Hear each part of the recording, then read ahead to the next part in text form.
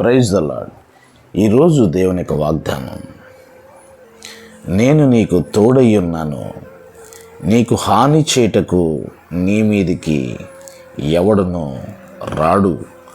అపోస్తులుల కార్యములు 18వ అధ్యాయం 10వ వచనం. పిల్లరా, దేవుడు మనకు తోడై ఉన్నప్పుడు దుష్టుడు మన యొద్దకు హాని చేయుటకు మన యొద్దకు రాలేరు.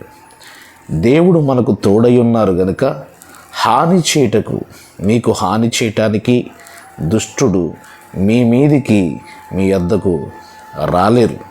ఎందుకనగా దేవుడు మనకు ఆశ్రయముగా ఉన్నారు, శైలముగా ఉన్నారు, దుర్గముగా ఉన్నారు, కేడముగా ఉన్నారు.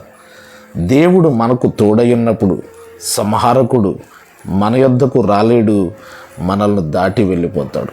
అనేక హాని చేసేవారు మీ యొద్దకు రాకుండా ఉండాలంటే దేవుడు మీతో ఉండాలి.